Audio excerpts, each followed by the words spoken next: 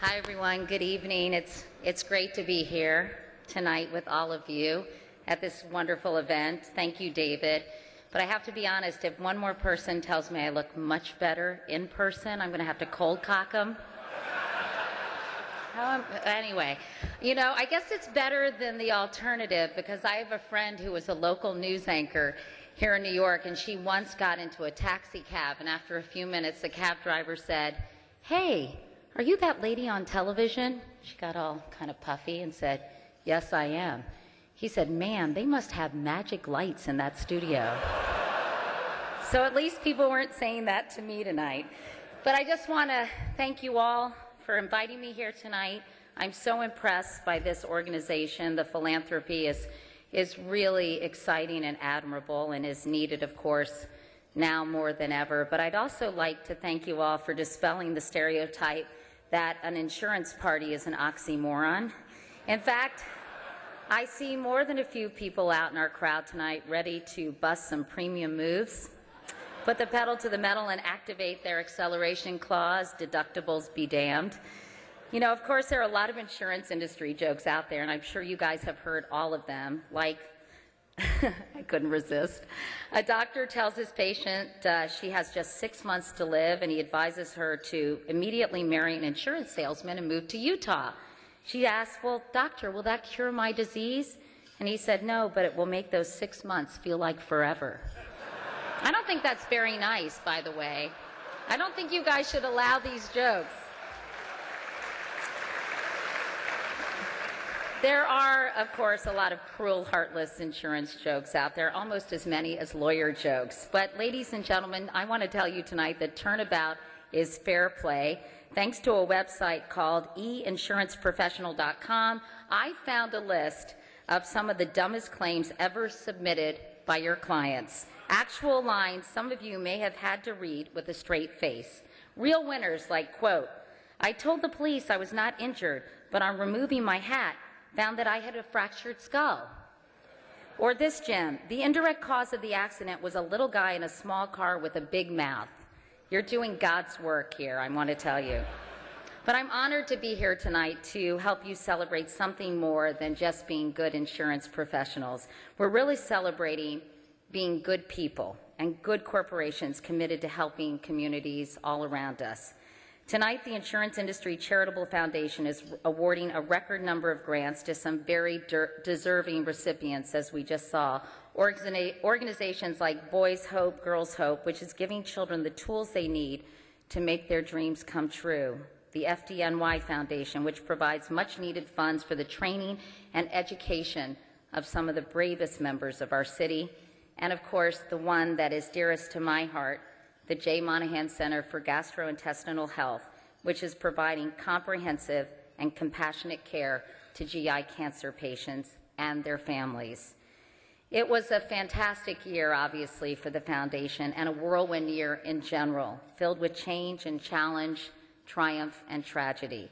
As many of you know, I moved from the CBS Evening News this year and came to ABC News, where I'm developing a new daytime talk show with the very original name of Katie. It took me a long time to think that up. In the meantime, I've had the opportunity to work on some really fun and exciting primetime specials, like an hour special on Regis Philbin, an interview with Lady Gaga, which was, as you can imagine, a real trip, and finally a special called The Year, which airs tomorrow night at 9 p.m. on ABC. Please watch. Thank you. I love watching shows like that, the one we just produced called The Year, because they're such a great reminder of how much happens in a relatively short period of time. A reporter for People magazine, which is the print partner for this special, asked me what newsmaker I felt had the biggest impact on 2011. And I have to say, it's almost impossible to pick just one. I have been amazed and awestruck by the strength and courage Congresswoman Gabby Giffords has demonstrated since that terrible day in January in Tucson.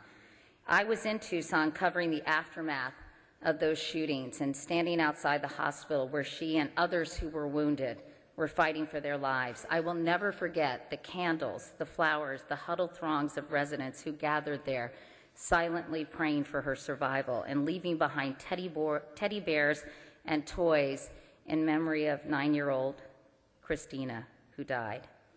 And who can forget the men of Navy SEAL Team 6? They took on Mission Impossible and turned it into Mission Accomplished, finding and killing. Yeah.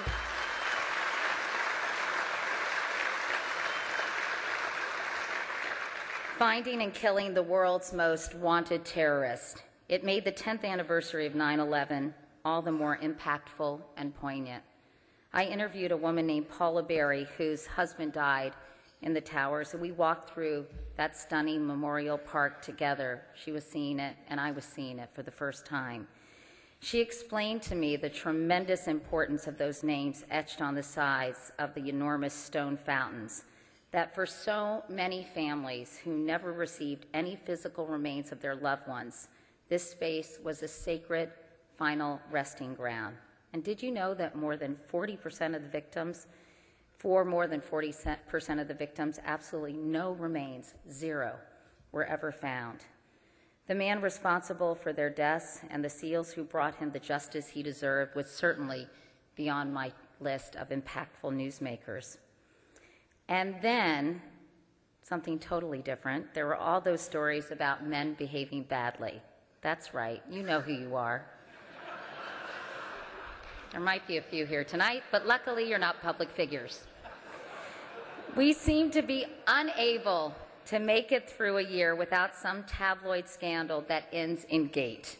This year, of course, we had that lovely gate, Wienergate, a cautionary tale about what happens when you mix an overcharged libido with a social network on overdrive. Is there any insurance, by the way, for that? And what can be said about Charlie Sheen? In my opinion, too much already. Yes, 2011 certainly had its share of hot messes, but it also had its share of heartwarming moments. I've traveled the world as a journalist and covered many of the biggest events of our time, but sitting on a balcony overlooking Westminster Abbey, having a front row seat as Prince William and his beautiful bride, Kate Middleton, approached in a horse-drawn carriage, I actually thought to myself at that moment, this is pretty freaking cool. From the tsunami in Japan to the tornadoes in Joplin and Tuscaloosa, we also saw time and time again how the worst moment brings out the very best in people, as so many rallied together, heroes with hammers, to support their friends and neighbors and help them begin to pick up the pieces of their lives. Many of the people I've mentioned would make my list of top newsmakers, but there is one who I think ultimately had the biggest impact on our lives, and that, of course, is Steve Jobs. The products of his genius have literally transformed the way we communicate, work, and play. After he lost his hard-fought battle with pancreatic cancer this fall, the transcript of a 2005 commencement address he delivered at Stanford began circulating online. If you all haven't read it, it's very short and well worth reading. Some of the lines struck me in an intensely personal way because of the experiences I've had on my own journey. Steve wrote, "Your time is limited, so don't waste it living someone else's life." In other words, we are all terminal. I began to learn that lesson back in 1997. I had two beautiful daughters who were 5 and 1 at the time, a fantastic career at the Today Show, and a loving, handsome, and intelligent husband. Then, suddenly, in an instant, everything changed. In April of that year, Jay was diagnosed with stage 4 colon cancer. Every day during his 9-month battle, I marveled at his extraordinary strength, courage, grace, and good humor. And every day I felt like there was a vice around my heart. On January 24th, 1998, Jay collapsed on the floor of our powder room and died in an ambulance on the way to the hospital. My life has been divided into two very distinct periods, BC and AC, before cancer and after cancer. In 2001, I lost my oldest sister, Emily, to pancreatic cancer. In many ways, she really was the star of our family. She was so smart, so gifted, a state senator in my home state of Virginia, who many believed would be the first female governor, and maybe even more. Cancer had once again shaken me to the core, and my grief was profound and relentless. But so was my resolve to eradicate colon cancer, the second leading cancer killer of men and women in this country. I joined forces with the Entertainment Industry Foundation, which is the charitable arm of the film and television business. That's a collective philanthropic organization very similar to this one. We established the National Colorectal Cancer Research Alliance to raise awareness and badly needed research dollars, and then raised the funds to open the J. Monahan Center for Gastrointestinal Health at New York Presbyterian Hospital Weill Cornell Medical Center. That's a mouthful, isn't it? I wish they'd shorten that. The Monahan Center's wonderful staff, you have to be wonderful actually to work there, treats the patient and not just the disease, and helps entire families cope with the myriad of issues that arise when someone receives a diagnosis of cancer. Your generosity will make such a difference there. And on behalf of the center and all of the patients it serves, as well as its incredible staff, thank you so much. I'd also like to thank my friends Helen and Michael Lee, who had a hand in inviting me tonight. Their daughter, Allie, is a good friend of my daughter, Carrie's.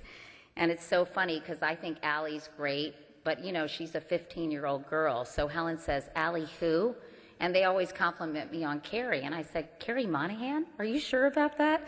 But they're great people, and they've allowed me to share this stage with such an impressive and distinguished group of presenters. Dennis Leary has done so much to help firefighters and their families. General Myers, thank you for your service and your leadership. And Archie, you know, Archie Manning, if you had 2 more children, you could have had your own football league. You must be so proud of your boys, great quarterbacks, but more importantly, great people. And I'd like to say finally, congratulations to Zurich Financial Services and its employees for their outstanding support of so many worthy causes. Zurich is tonight's honoree, but your whole industry has had some very noteworthy achievements in philanthropy through this foundation, including $17 million raised and, as we heard earlier, thousands of hours in volunteering. As Maury Schwartz of Tuesdays with Maury said to Mitch Albom, giving makes me feel like I'm living. You have done great work giving, so now please enjoy yourselves and do some living. Happy holidays to all of you, and thank you so much for inviting me here tonight.